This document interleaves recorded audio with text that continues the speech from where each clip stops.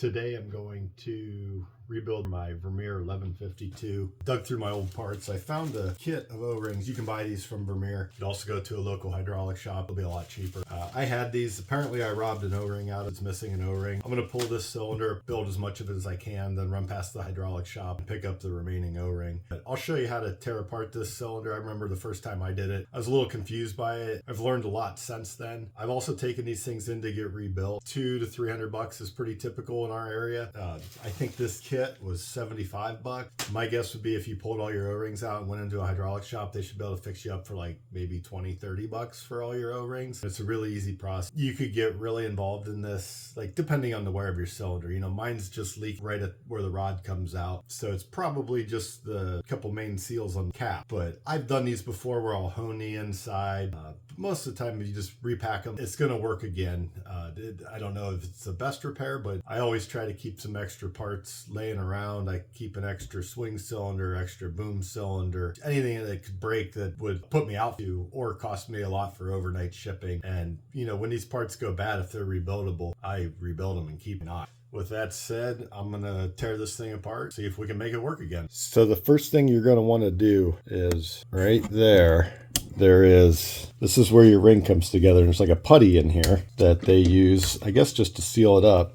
But dig that out of there. That's how you can tell the cylinder's never been repacked. Or if it was repacked, they put this back in exactly like the factory did, which I've never seen done before. So once we dig that out, what we're doing is there's a steel ring that holds this cap in place and it spins out really easily. I've done this before where I've used punches and kind of tapped the cap to spin it around. And this time I've got a spanner wrench, which makes it a lot easier.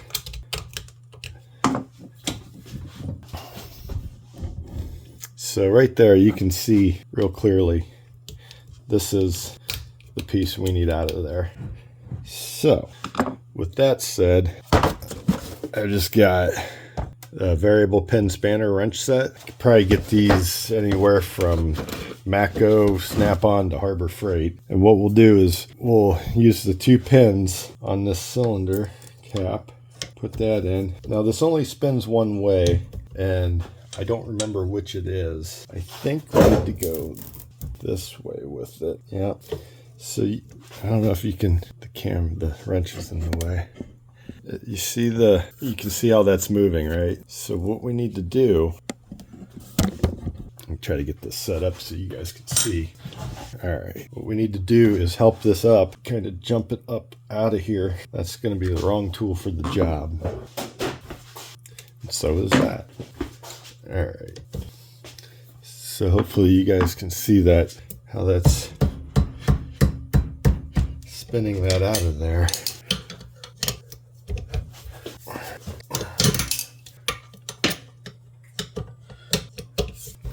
So you can see that end goes into the cylinder, and then this end is the end that we saw on the outside of the cylinder. It curls back that way. So now we're going to take that cap off.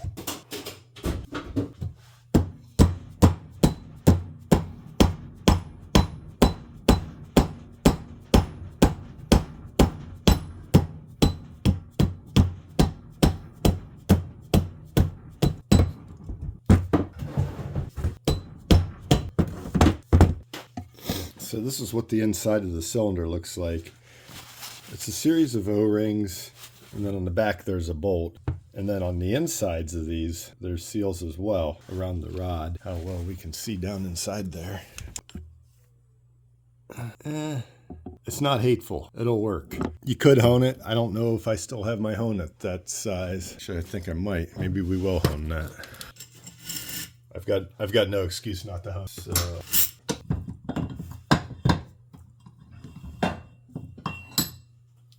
wipe this thing out.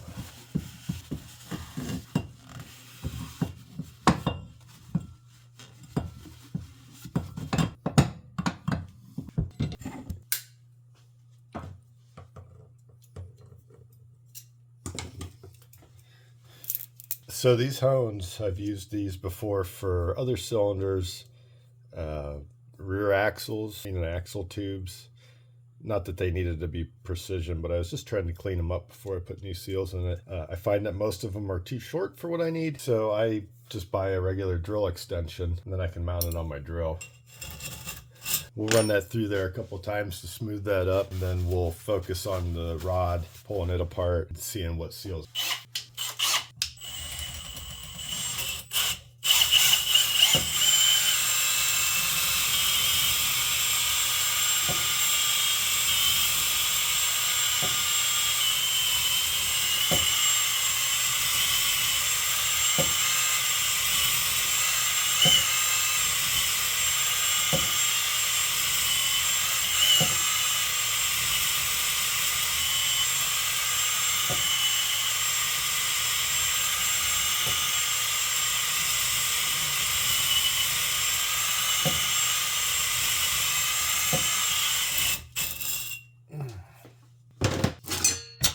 So while I was doing that, I was just using what was left over from the hydraulic oil in here to use as a lubricant for the hone. But we'll want to make sure that we get all of that out of there at this point, because you don't want any grit in your hydraulic system.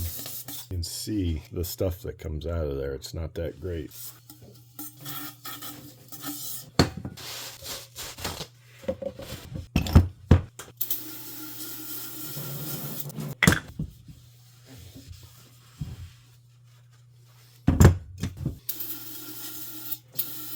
It's looking pretty clear. We'll give it one more wipe and we'll be done with that. So you can see down inside there, it just cleaned it up, removed any dirt. We got a nice smooth surface for our seals to ride on, and that will be good.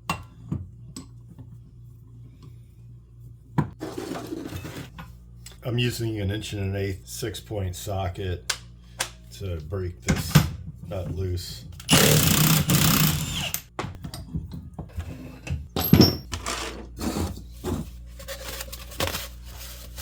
So when I take these things apart, I'll lay them out the exact way that they come off the rod. And then you really can't get confused when you're putting it back together. As you can see, that was easy. There's not much going on there. Let's see what we have for seals. The O-ring that I'm missing may not even matter. I might just put this thing together and leave it sit on the shelf. My main concern is, it's hard to see, there's this seal right here, and then there's one deeper into it. It'll probably make more sense once I get it apart. So for this one, we've got the yellow. All right, so the O-ring I'm missing is the one that goes on the inside of this. That's just what holds it back here. So if that one were leaking, it'd be pushing pressure between the left swing and right swing. I wasn't experiencing any of that. This part's bolted tight. I'm gonna go ahead and just leave that O-ring in there because it's getting very minimal use. It's not doing much. It's doing a lot, but not a lot of wear on it as it goes. This one, on the other hand, that'll ride on that cylinder tube, so that one would experience more wear. There are quite a few scratches on that. You can see those. That's not great. We'll go ahead and be the best course of action with this. Maybe we'll run some emery cloth on it. Pop that off, cloth on it. These are the two that came off. These will be the two that go on. You can see it's a little different. This is my old one here, and the new one you can see it has more defined lips on it, so should definitely seal it up a little bit tighter.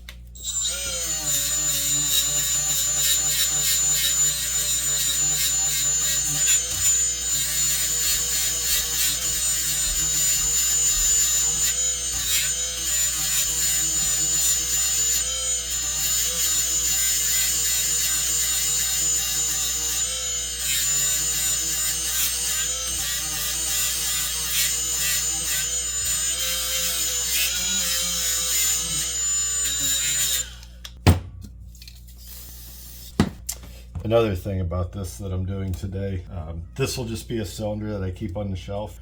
If I were to lose one during the day one day and needed to come home and swap it out, get me going again. So if it doesn't last as long as the new one, I'm okay with that, because I really don't have anything into this thing. It doesn't know me much. All right, so that one's good. These are our old seals. We'll put those right there. Now for the main event. So dig these out first, inside. You guys see what I'm doing? Good. I'm a better stump grinder than I am a cameraman. Here's the old one. Definitely leaking. Now this is the one that is most likely the cause of my leak. If this O-ring were missing out of the kit, I would go get another one. This is an important one.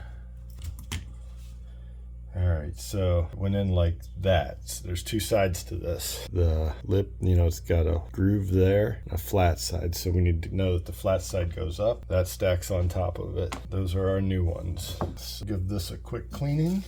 What you can't see is just outside of the camera, I've got a drain pan set up down there, which you'll definitely want to do when you do this. I'm not one to really make a huge mess. I hate when my shop's messy. Be clean and organized, whether I'm in here or out on the job. It's always better. Still a little bit in there. Give it one more round.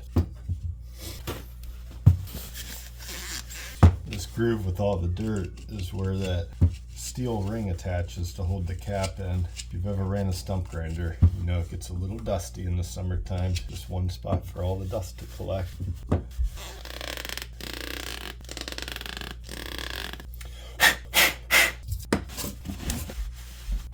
All right, I'm cool. I'm gonna roll with that. So they do make a really sweet little tool that bends these things in and makes it so you can just stick that down in there and release it, and it goes right in, and it's slick. It might be difficult on a cylinder this small. I don't know. I bet they make a small one for these. I don't have that tool, so I am gonna do it the way I've always done it and just kind of wiggle that thing down in there. And remember, when you do this, we had to pay attention to which side went up. Remember, our flat side went up. This can be a little cumbersome. I've done it before, so I know that it will work.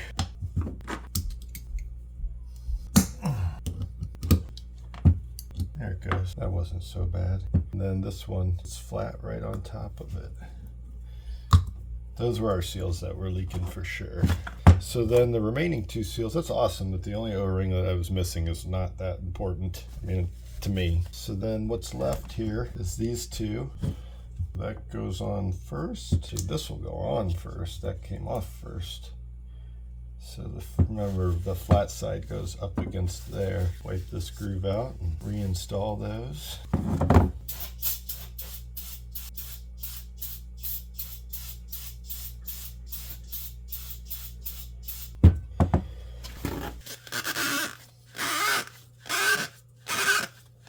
Put this one on, the flat one, followed by what seems to be nothing special, just a rubber O-ring. Boom, done. So when I put these things back together, I like to use a little bit of just petroleum jelly just to help lubricate it as put it back onto the rod and up until the oil gets going on it. Slide this on. And then we need to put our backs on. Yeah. Remember what I was telling you guys about a bad cameraman?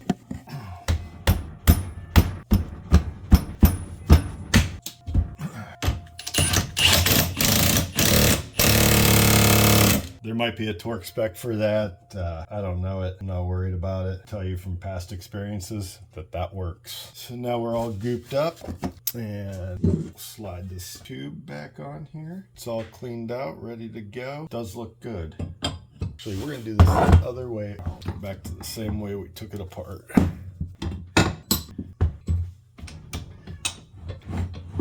You guys hear my cat in the background. It sounds like he's anxious to get out of the shop. Maybe to go and drink out of the fishbowl or just sleep somewhere different. You guys see what I'm doing? Yes.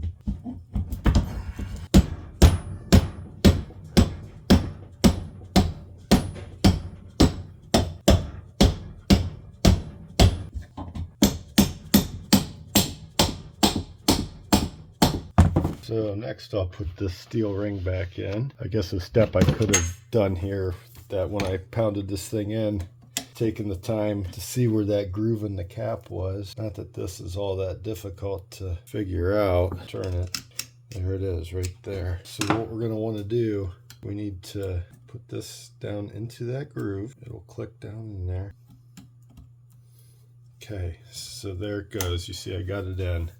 Make sure you guys can see what I'm doing. Okay. And then take your spanner, just pull it right around. That's going to lock that cap back in place.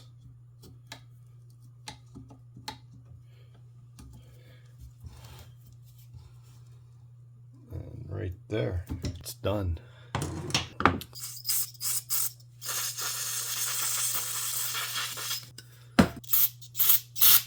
I'm going to go ahead and put a dab of some RTV, a little dab of black.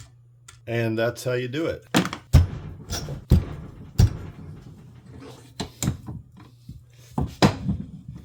They're always tight with the fresh seals. Probably gonna pour a little oil down in there, knowing that this is going to be sitting for a while, and work it back and forth.